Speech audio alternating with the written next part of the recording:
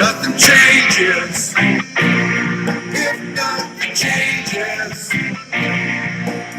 Nothing changes if nothing changes. Well, welcome, my friends, and all of you in recovery. This is the Monty Man with some headphones on. We're adding a little bit of music to the meditorials with the Monty Man. I would like to read a section out of the Big Book of Alcoholics Anonymous, if I may. This is going to be real short today. I think this is proof of real change, because nothing changes if nothing changes, correct? This is on page 569 of the third edition. I like the third edition of the Big Book.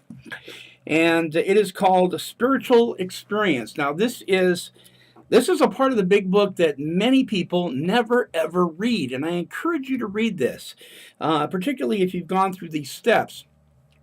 This is what I call the proof of real change.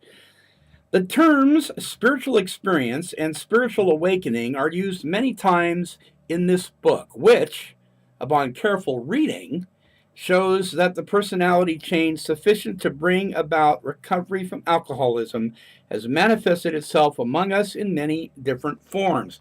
I want you to notice that it says, upon careful reading. That means studying this book.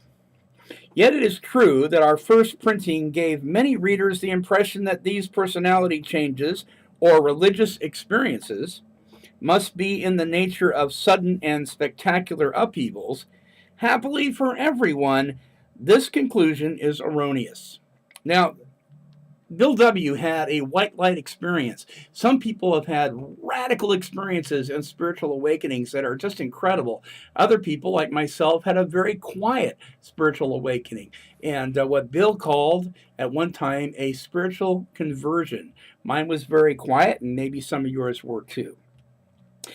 In the first few chapters, a number of sudden revolutionary changes are described.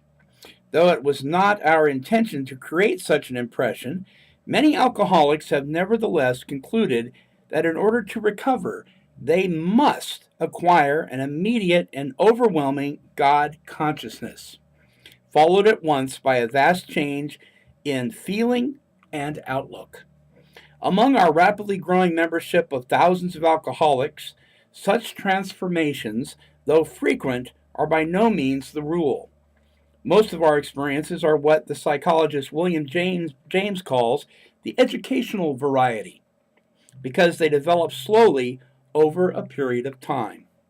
Quite often, friends of the newcomer are aware of the difference long before he himself really is. He finally realizes that he has undergone a profound alteration in his reaction to life, that such a change, now underline this if you have it, could hardly have been brought about by himself alone. What often takes place in a few months could seldom have been accomplished by years of, here's the other part, self-discipline. Years of self-discipline didn't help me, my friends. I needed a power greater than myself to experience a spiritual change. With few exceptions, our members find that they have tapped an unsuspected, I just missed a page. They have tapped an unsuspected inner resource which they presently identify with their own conception of a power greater than themselves. Not the rooms, not their sponsor, but a power greater than themselves.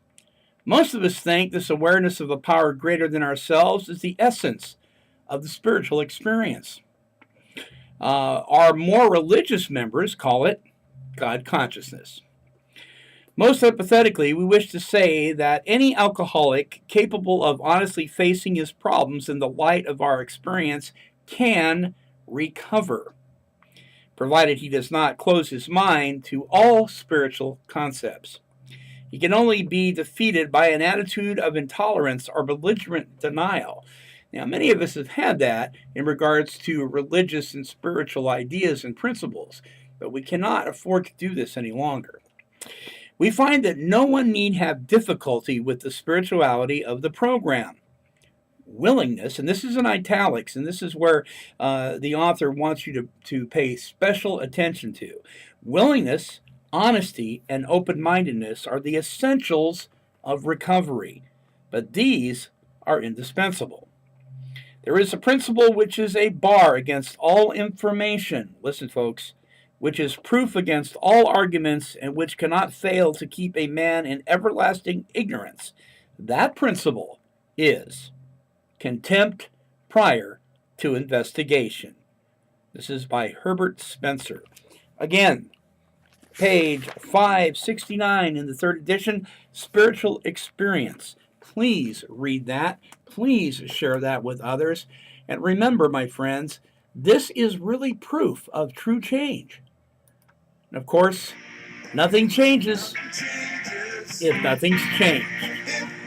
Until next time, this is the Monty Man wishing serenity for you. Bye-bye. If nothing's changed.